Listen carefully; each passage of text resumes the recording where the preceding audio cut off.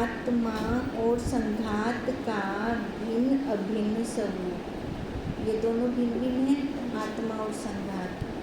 हे मैत्रेय, इस पंचकोश रूप अनित्य जड़ दुख रूप स्वभाव वाले संघात से अविवेकी को नित्य सुख चिद्रूप आत्मा भिन्न प्रतीत होती नहीं।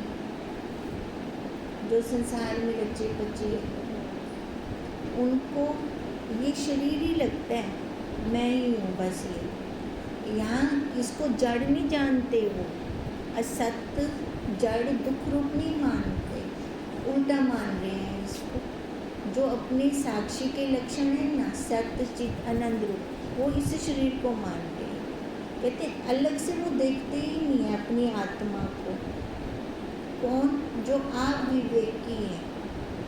परंतु विवेकी भिन्न जानता है।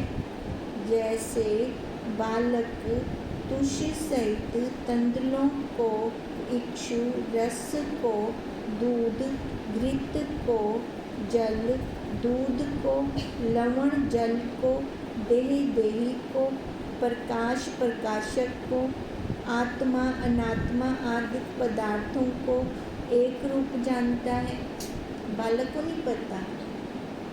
जैसे हम इसका एक सिंपल उदाहरण लेते हैं, बालक को नहीं पता खिचड़ी कैसे बनी है ना, सारा कुछ मिक्स हुआ पड़ा, पर है तो सारा अलग अलग। कहते हैं ऐसे बालक को कुछ भी नहीं पता। परंतु जो विवेकी है, बुद्धिमान है, भिन्न भिन्न स्वभाव वाले पदार्थों को एक रूप प्रतीत होते भी एक रूप नहीं जानते। कौन? जो विवेकी है, जो बुद्धिमान है ना। जो अज्ञानी है वो तो रचा पड़ा है, बच्चा है संसार में, उसको तो कुछ लेना देना ही नहीं है। उसका क्या है? अच्छे से खाना हो जाए, पीना हो जाए, सोना हो जाए, बच्चे हो जाए, घर परिवार सुख वाला हो जाए, बस इतना। बाकी जो मनुष्य जन्म लिए है उसका बेनिफिट कब उठाएंगे? जो परमात्मा ने ये मनुष्य शरीर का आकार दिया है, इसका बेनिफिट कब उठाएंगे? खाली यही थोड़ी है कि बच्चे पैदा करो, खाओ पियो सो जाओ, इतना नहीं है। ऐसे तो पशु भी कर रहे हैं, तो वो मनुष्य शरीर का क्या, उनको वैसे ही नहीं है मनुष्य शरीर, है ना। तो हम लोग जो मनुष्य शरीर के अंदर है, विवेक करें, विवेक करके अपने स्वरूप को जाने। इससे तू हे मैत्रेय बुद्धिमान हो, मूर्ख मत हो। जैसे लाल आदि पुष्पों के संबंध से स्फटिक मणि लाल आदि रूप प्रतीत हुई, भी विवेकी लाल आदि रंग रहित केवल शुद्ध स्फटिक मणि ही जानता है। विवेकी को तो पता है ना, ये मणि लाल नहीं है, पर आगे वो लाल रंग आ गया है, इसलिए ये लाल लग रही है। ऐसे विवेकी ना जान जाते हैं कि ये जो बाहर संसार दिख रहा है, विषयों से भरा हुआ दिख रहा है, ये सुख रूप नहीं है, ये दुख रूप है, ये मिथ्या है, ये असत्य है। वो विवेकी जानता है, क्योंकि वो परखी बैठा है। देखो ये भी तो कोई परखी हुई जानेगा ना, स्फटिक मणि की कोई रंग नहीं है ना, वो सफ़ेद है, ये भी तो कोई परखी जानता है। ऐसी जो विवेकी है वो भी यही जानता है कि अपनी आत्मा ही स्फटिक मणि के समान है, इसके ऊपर कोई रंग नहीं है। रंग नहीं है का क्या मतलब है? इसको कोई लेप लग ही नहीं सकता, न सुख का न दुख का, न मेरा न तेरा। और जो अविवेकी हैं, अविवेकी हैं, लाल आदि रंगों सहित जानता है। अब कहने का मतलब क्या? मैं सुखी हूँ, मैं दुखी हूँ। जो अविवेकी है वो कैसे मानता है ना, उसने मेरे को दुख दिया या उसने मेरे को ऐसा बोला, वो ऐसे सारे संबंध ऊपर जोड़ लेता है। पर विवेकी वो नहीं जोड़ता। जैसे लाल आदि रंग रूप वस्त्र भासता भी है, परंतु विवेकी वास्तव से शुद्ध वस्त्र में लाल आदि रंग आतंकुत देखता है, सत्य नहीं देखता। वो ये देख रहा है शुद्ध वस्त्र के ऊपर ये लाल रंग आया पड़ा है, पर शुद्ध वस्त्र पे नहीं है। वो दिखा रहा है, जैसे दर्पण दिखा देते हैं ना, उसके आगे जैसे चले जाओ, जो मर्जी आकार आ जाए, वैसा का वैसा सेम दिखा देगा। पर दर्पण है ना, खुद तो निर्लेप है, उसके अंदर तो कुछ नहीं है। ये अविवेकी को ये सारा सत्य लग रहा है, बाहर का संसार। जैसे जल, लवण आदि अनेक रूप भान होता भी वास्तव से विवेकी की दृष्टि से शुद्ध सफ़ेद रूप है, तैसे 5 कोश रूप 3 शरीर रूप आत्मा प्रतीत होता भी है, परंतु विवेकी वास्तव से अपने आत्म स्वरूप को असंग, निर्विकार, निर्विकल्प स्वभाव से ही जन्म आदि विकार रहित जानता है। अब देखो, हम जितने भी कार्य करते हैं शरीर से मिलके करते हैं, जो भी हम कर्म कर रहे हैं, अब हो तो इस शरीर के द्वारा है ना, इस शरीर के साथ क्रिया हो रही है, कर्म हो रहे हैं, पर मैं शरीर तो नहीं हूँ ना, ये तो मैं जान लेती हूँ ना। अब ये कब जाना? जब विवेक किया, जब विचार किया। नहीं तो पहले तो यही हो रहा था, मैं कर रही हूँ, मैंने तो उसका ये काम करके आई हूँ, मैं तो उसका काम संवार के आई हूँ। ये मैं, ये शरीर वाली मैं कितनी बड़ी चढ़ी पड़ी थी। अब जब गुरुदेव ने वो आँख लगा दी, अब विवेक किया, तो मैंने कहाँ किया, करने वाला ये शरीर है ना। मन के अंदर ये भाव भी ना आए कि मैंने किया। अगर हम काम किसी का कर्म कर भी रहे हैं तो हाँ ठीक है, वो हो रहा है, प्रारब्ध के अनुसार हो रहा है, सबका हो रहा है, करवाने वाला वही है, लेन देन उसकी सत्ता से ही हो रहा है। अब तो विचार ऐसे चलता है हमारा, पहले हम कहाँ कहाँ रुक जाते थे, अब भगवान जी वही बता रहे हैं। जो विवेकी है ना, वास्तव में अपनी आत्म स्वरूप को कैसे देखते हैं?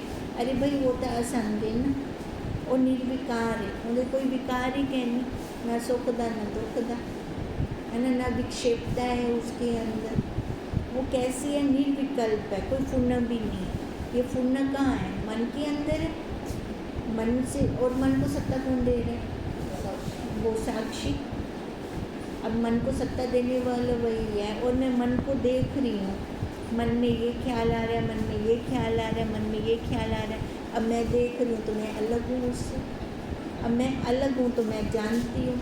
अब देखो, ये सारे स्वभाव हैं इस आकार के, इस संघात के, और जन्म आदि विकार इसके हैं, मेरे नहीं, इस शरीर के।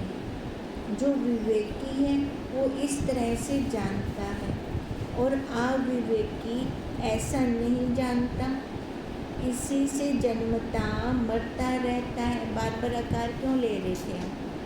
किस लिए बार बार आकार पे आकार आ रहे थे? क्यों? क्योंकि हमने अपने आप को अलग ही नहीं किया ना, भिन्न भिन्न नहीं किया। ये शरीर अलग है, मैं आत्मा अलग हूँ। ये शरीर मिला है तो कर्म करने के लिए मिला है। अब इसके द्वारा कर्म हो रहा है और करवा हो रहा है, दोनों ही एक दूसरे की उस पर चल रही हैं। अकेला वो भी नहीं कुछ कर सकता, अकेला ये भी नहीं कुछ कर सकता।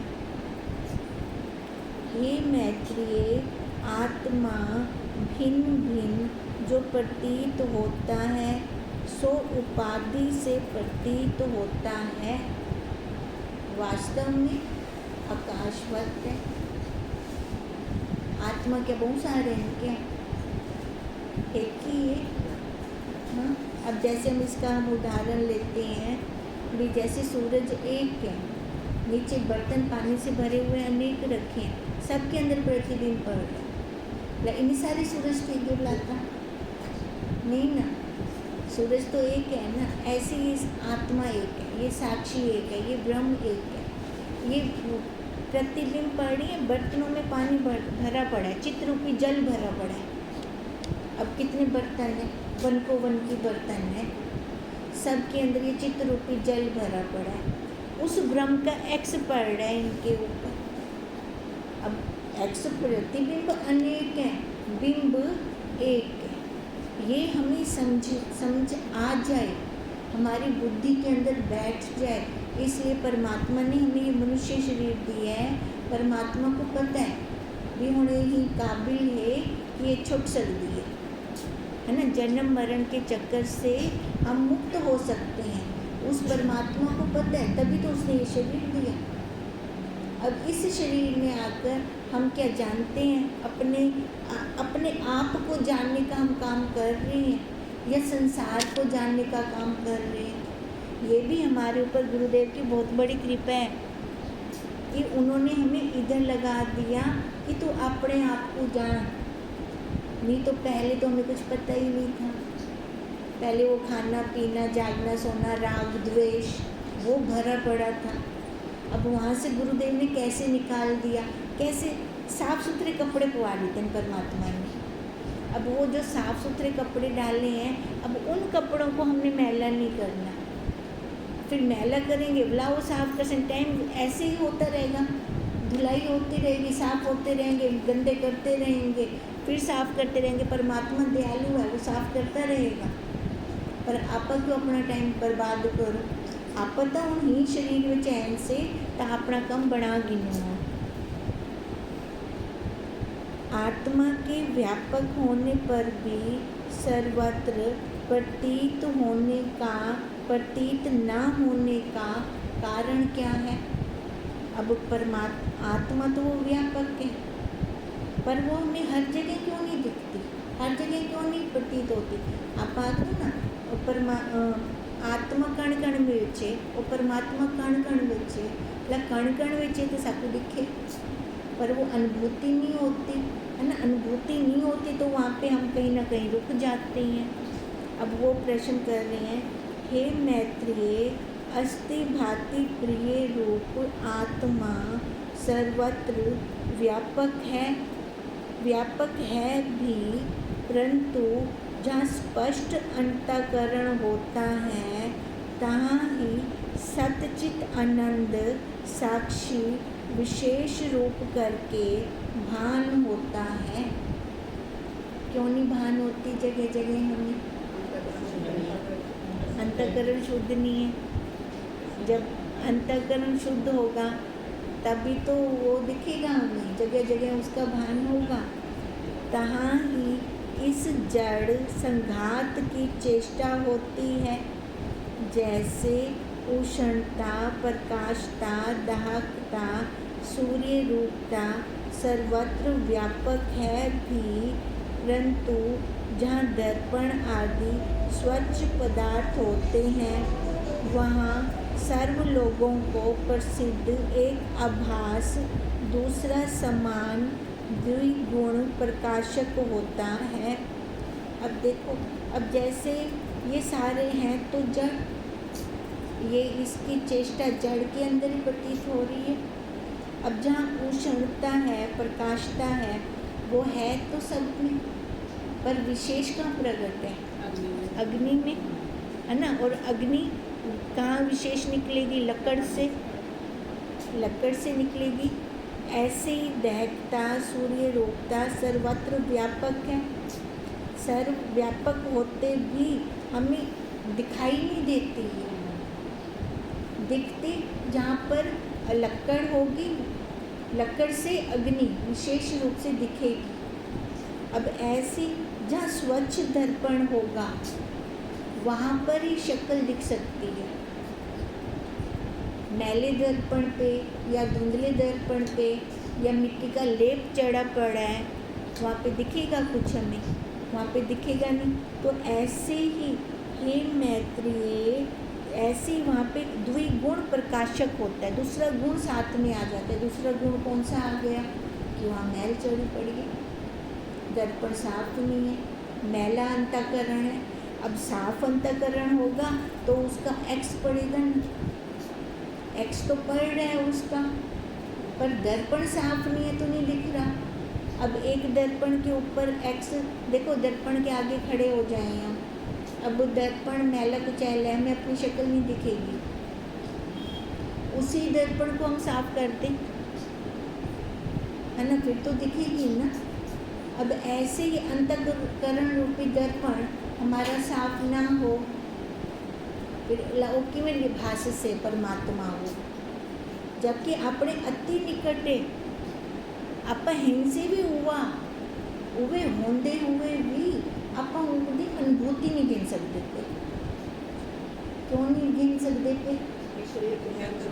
शरीर को मैं समझी बैठू मैल आई पी है ना, मैल क्या पे ना दर्पण तानी अनुभूति थी पी ना।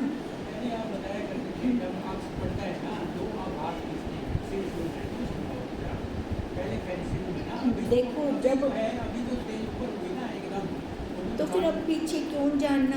वो मुझे समझ नहीं आ रहा, वो भी आपको थोड़ा बता दो कि दो आभास एक तो वो बिंब हो गया, बिंब हो गया ना।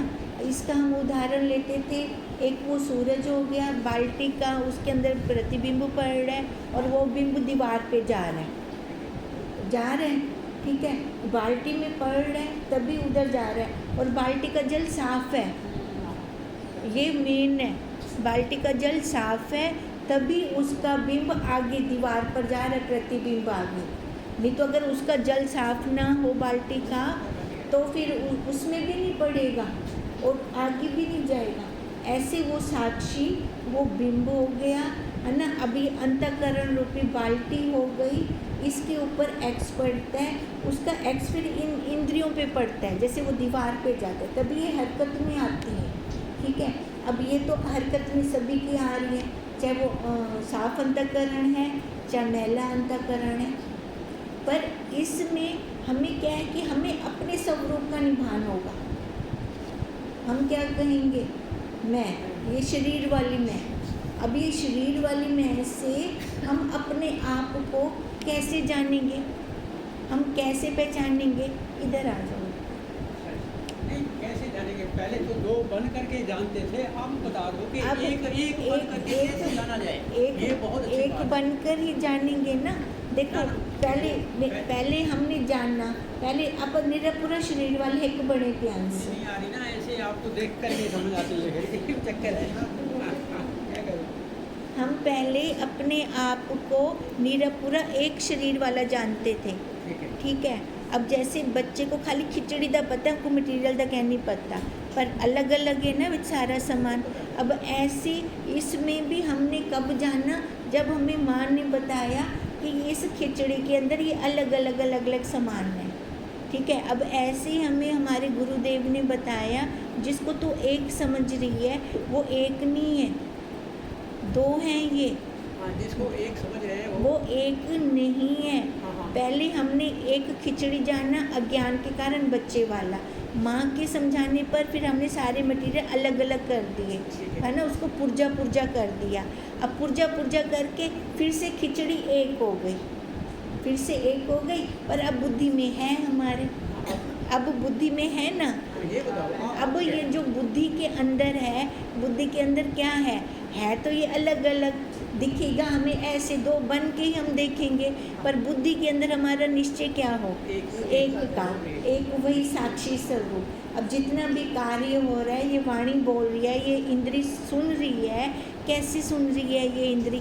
दो बन के, है ना, दो बन के ना, इसका होना भी जरूरी है, अंतःकरण का भी होना जरूरी है। दिखनी चाहिए ना। हाँ, दिखने चाहिए, दिख के लापा हेकते आवन, एक को छोड़ दियो ना ला, एक को छोड़ दो, छोड़ के अपने आप में आ जाए। अब यहाँ पे कह रही हैं, हे मैत्रेय, जैसे राजा का हुक्म अपनी सर्व प्रजा के ऊपर होता है तथा राजा प्रजा के भिन्न ही होता है। राजा और प्रजा एक तो नहीं है, अलग अलग है। अब वो राजा इस प्रजा के ऊपर हुक्म चला रहा है, ठीक है। अब ये हमें समझो, वो राजा अलग है, ये शरीर अलग है, ये प्रजा अलग है। तैसे ही देह, इंद्रियां, मन आदि जड़ प्रजा को यह साक्षी आत्मा ही अपनी महिमा में स्थित हुआ निज सत्ता स्फूर्ति देकर ही चेष्टा करता है। करवा रहे चेष्टा इससे, सत्ता स्फूर्ति उसकी है। तथा आत्मा देह इंद्रिय मन आदि प्रजा से भिन्न, राजा भिन्न, तथा देह इंद्रियां मन आदि प्रजा के कर्तव्यों से अकर्तव्य है। प्रजा कितने कर्तव्य है, राजा कितने कोई कर्तव्य क्या नहीं। राजा दा अपनी सभा विच आते अपनी चेयर ते बावना ही काफ़ी है।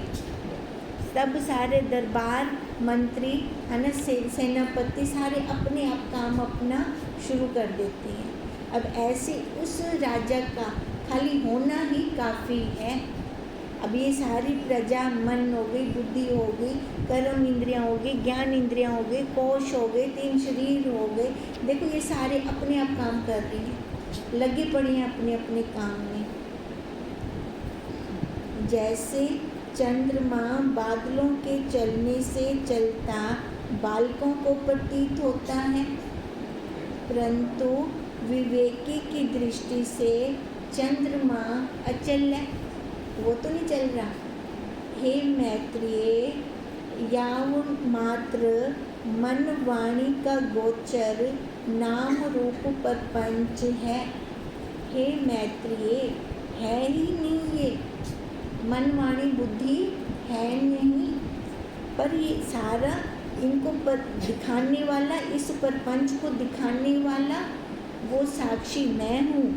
मेरे से ये जान आप आँख देखते हैं यूँ जो मेरे मन में चाहिए अंदर पे, है ना, बोलते भी तो ऐसे ही हैं। तथा सुख दुख है सो सर्व मनोमात्र है। मन से मानती हूँ तो दुख है, अगर मैं छोड़ देती हूँ तो कोई दुख नहीं है।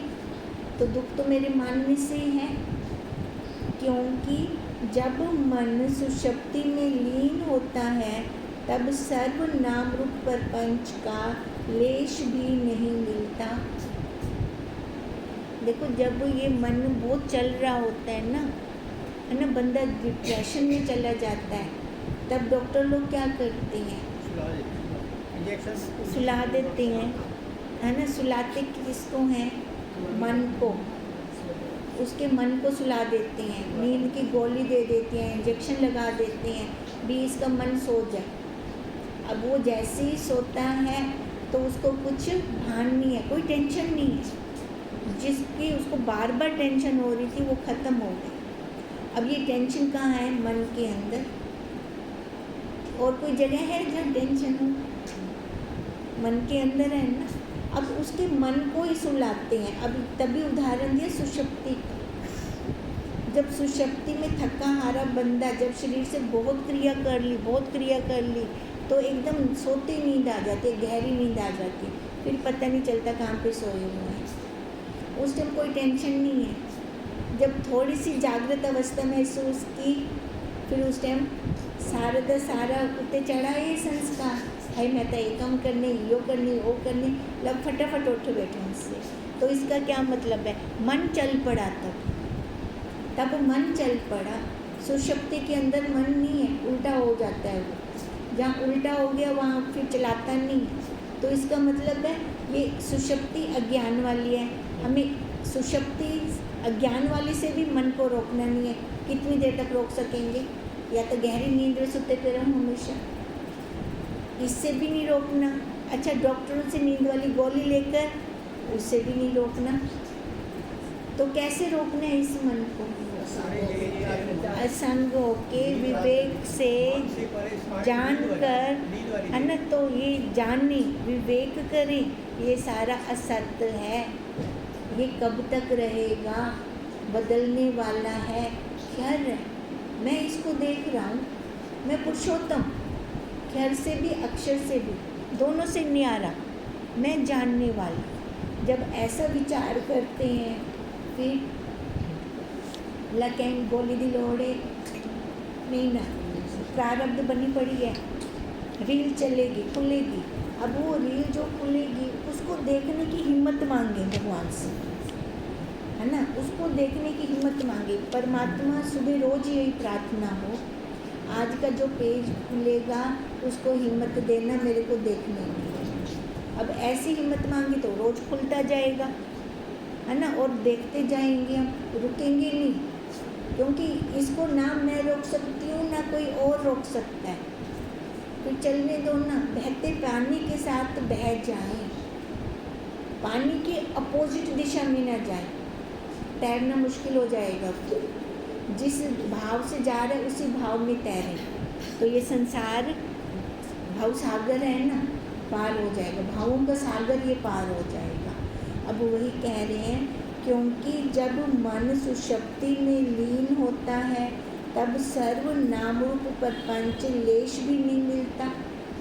जब प्रपंच मनोमात्र ना होता तो सुषुप्ति में प्रतीत होना चाहिए था, अगर मनोमात्र ना होता है, मतलब सारी कल्पना है अपनी, असा अपनी कल्पना तो ही कल्प दे बैठे इनसे, तब मूर्खी इनसे सो प्रतीत होता नहीं।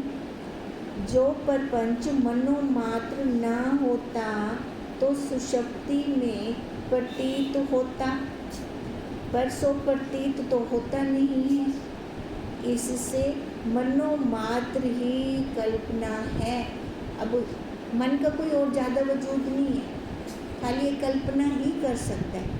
इनको करण दो, मैं तो देखता बैठा, तो जिन्हें ड्रामे करने नहीं तो कर गए, है ना। अगर इसको हम ऐसे बोलें, ऐसे ताड़ना दें, तेरे ड्रामा यहाँ बच्चे मैं फसन वाली कहनी हाँ, लेकिन ये ड्रामे कर से, पर अपनी दृढ़ता हो तब, जब अपनी दृढ़ता नहीं होगी तो ये फंसा लेता है। फिर आत्मा तो सर्वदा एक रस सुषुप्ति में भी है, आत्मा है सुषुप्ति में भी, तभी तो वो बताती है हमको अच्छी नींद आएगी, परंतु सुख दुख प्रपंच सुषुप्ति में नहीं है।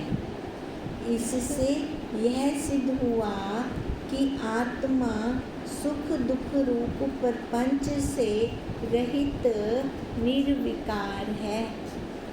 हे मैत्रेय, नाम रूप संसार को दधि रूप जानो, मन को मथा रूप जानो, ब्रह्माकार वृत्ति को रज्जु रूप जानो। विलोड़ा कर देते उन्होंने। नाम रूप संसार को दही रूप, मन को मंथना रूप, जय डंडा जमीन दो, ब्रह्माकार वृत्ति को रस्सी और सतचित आनंद निज रूप प्रत्यक आत्मा को वो घृत जरा मुंडे विचों निकलिया मक्खन उनको समझूं। देखो ये प्रक्रिया विचों निकलना पोसे, ये प्रक्रिया करसूं असां अपनी तां त यो घी निकल से, यो मक्खन निकल से। अगर आप प्रक्रिया क्या है, शरीर का सत देखना, हिंदा विवेक विचार करना, है ना, यो तो विलोड़ा करना है सजगता के साथ। अब यही तो विलोड़ा करना है कि अब हम कैसे छोटी छोटी बात पे रुक जाते थे। अब गुरुदेव ने कह दिया ये सारा मनोमात्र है, शब्द दिखता है क्या, दिखा नहीं, दिखा तो नहीं, पर हुंदा असर किन्ना बना गिदा, वजूद बना गिदा ना। गुरुदेव आखदे तो हूँ शब्द का वजूद बनेंदी आई, मैं देखो माँ वाक्य ले लेते थक गया, उन्हीं का वजूद नहीं बनेंदी है। वो भी शब्द, ये भी शब्द, है ना। अब अगर हम इन महावाक्यों का वजूद बना लें तो फिर देखो हमारी तो कितनी उन्नति होगी ना, दूसरा और हमें कोई आकार नहीं लेना पड़ेगा, क्योंकि महावाक्यों में तो गुरुदेव हमें बारंबार ये बता रहे हैं ये सब असत्य है, मिथ्या है, जड़ है। जड़ अपने आप कुछ नहीं कर सकता, इसको सत्ता देने वाली भी तू है। हम दुखी कैसे होते हैं जब असा खुद सत्ता देंदो ही को, असा तान दुखी थींदो। अगर आप अपने मन को सत्ता ही ना दूँ तो दुख थी सकता है। साकू कोई दुखी नहीं कर सकता, साकू कोई विक्षेपता विच नहीं ला सकता, पर असा खुद को आगू साकू विक्षेपता विच ला, साकू दुखी कर, है ना, खुद ही हम हो रहे हैं। अब अगर ये विलोड़ा करें ना, इसका विलोड़ा करें भी, ये विचार करें बार बार, ये सब मेरी तो प्रारब्ध चल रही है, इनके साथ कर्मों का लेन देन है, उसका भुगतान हो रहा है, अच्छा है अब हो जाए, अच्छा है अब हो जाए ये भुगतान, आगे मेरी और नहीं बचाना है क्या, अच्छा अगो ये भी कहनी बनाने, ये भी सजगता रखनी है, आगे और भी कर्म नहीं बनाने, यहीं के यहीं ख़त्म करनी है। यो विलोड़ा है, यो विलोड़ा करसो ता अपना मक्खन वाला, उस मक्खन क्या है, साक्षी ता उनकी अनुभूति थी से, वो अनुभूति थी से ता उनका आनंद हो से, उनका आनंद हो से ता तृप्ति थी से। अब वो तृप्ति गिनन किते तम दो आपा थे, वो तृप्ति आवने ल संसार की बातों का आई चलाई करना बहुत आसान हो जाता है, और संबंधों को उतार फेंकना बहुत आसान हो जाता है, उपाधियों को उतार देना बहुत आसान हो जाता है, ये शरीर रूपी कपड़ा बहुत ढीला हो जाता है। फिर आगे कोई आए उपाधि, वैसी ड्रेस डाल दी, फिर वो गई उतार दी, उसी ड्रेस के अंदर नहीं रहता, फिर यो तो विलोड़ा है। यही तो मंथन करना है अपना। अब अगर ऐसे मंथन होता रहता है तो वो अपनी अनुभूति होती है, अपने आप की अनुभूति होती है, अपना वजूद लगता है, जो आज तक संसार का वजूद लग रहा था। अब ऐसे अनुभूति करेंगे तब अपना स्वरूप हमें पता लगेगा। इस प्रकार अभ्यास करते करते तुझको अपना स्वरूप साक्षात्कार होगा। कैसे होगा अपना साक्षात्कार? यही अभ्यास करना पड़ेगा, बार बार अभ्यास करना पड़ेगा, बार बार विवेक। अब गृहस्थ आश्रम ही ऐसा है, पता नहीं किलो वार थी बने, पता नहीं वार करने वाला कौन है, छिपया हुआ पिछो भी आवेंदा है, सबको कुछ पता नहीं चलता। पर अपना विवेक होवे तो सारे वार खत्म, रक्षा कवच आवेंदा गुरुदेव का। गुरुदेव के महावाक्यों का रक्षा कवच हमारे चारों तरफ रहता है। संसार का कोई वार फिर हम पे अटैक नहीं कर सकता। तभी का पर कैसे? जब अभ्यास होगा, बार बार अभ्यास होगा।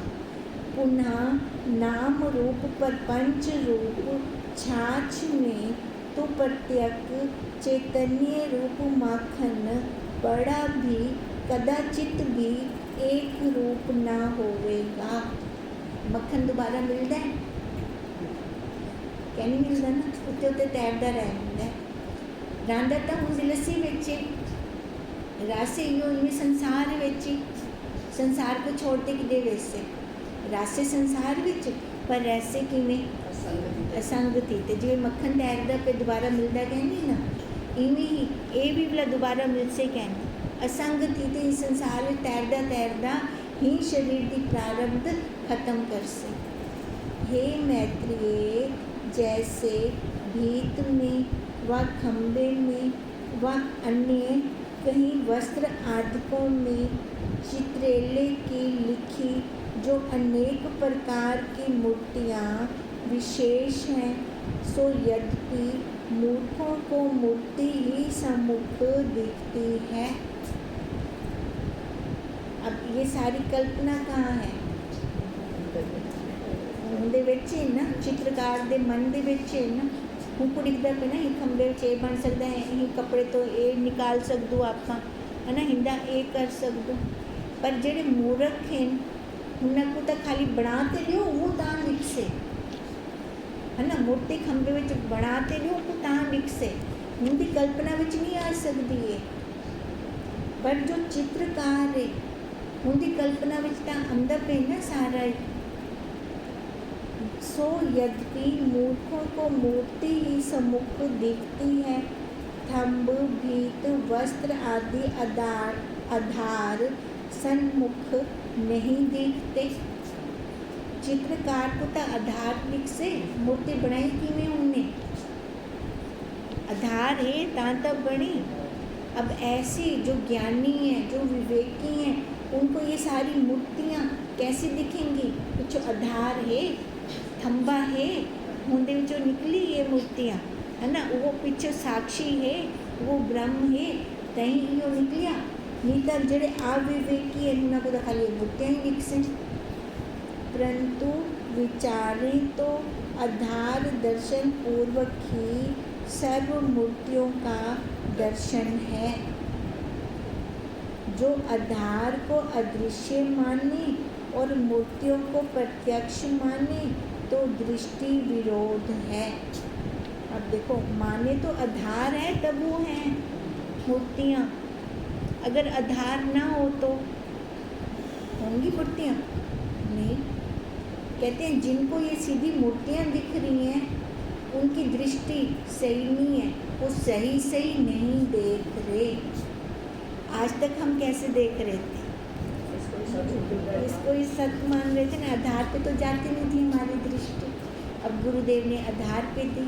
अब गुरुदेव कहते हैं बस उन्हें अपने एक पक्की दृढ़ता करके, पक्की एक दृढ़ता करके कि मैं ये शरीर कहनी हाँ, मैं सतचित आनंद और साक्षी रूप हूँ। ओम तम नमामि